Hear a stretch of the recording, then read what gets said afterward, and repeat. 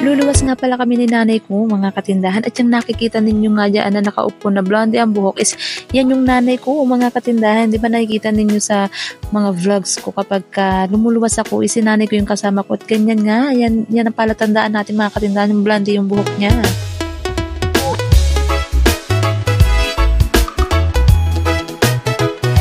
At mapapansin nyo nga mga katindahan na habang may mga customer na pumipili is may hawak akong papel dahil nag-i-inventory na ako mga katindahan ng mga item na out of stock na dito sa aming tindahan para nga malaman natin kung ano yung mga papamilihin natin sa Baclaran sa Manila pagkaluwas namin ni Mother.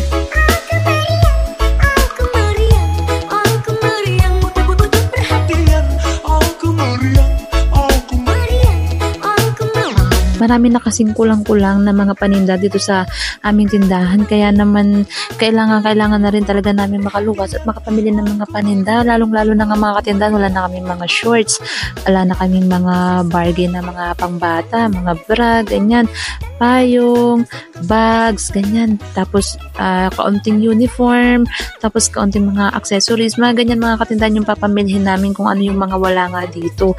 At dahil nga nalalapit na yung pasukan, syempre para hindi tayo maabutan ng yung sobrang daming mga mamimili dyan sa Baclaran is mas maaga, mas maganda mga katindahan na makapamili na tayo para nga ganun, hindi tayo abutin ng dagsa, hindi tayo mauubusan din ng mga paninda, hindi tayo mauubusan ng mga bagong stocks, ganyan, mga bagong design, di ba? Kaya naman mga katindahan, nagmamadali na kami na makaluwas kahit nga bumabagyo-bagyo.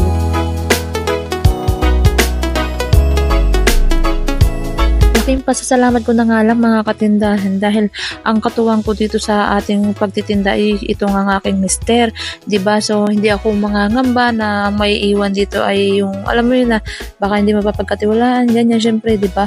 So nakakatuwa lang dahil dalawa talaga kami na magkabalikat dito sa ating tindahan, tapos nga meron pang nag-aalaga sa aming anak, kumbaga alam mo yun na tiwala na tayo na kampante, ganyan, pag kahit nasa malayo tayo, nasa luwasan tayo na namimili, umiyak man dyan ng anak natin sa naiwan sa tindahan is alam natin na yung asawa naman natin yung kasama, diba? Kaya ang laking pasasalamat ko talaga mga katindahan.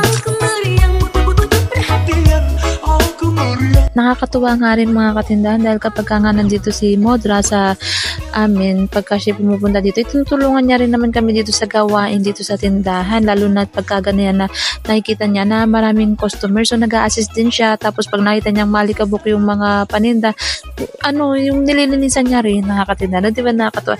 O siya mga katindahan, hanggang dito na lang muna at kami magtitinda muna. Basmahan niyo kami palagi dito sa ating pagtitinda at sabay-sabay tayong magparami ng ating mga paninda. Let's go!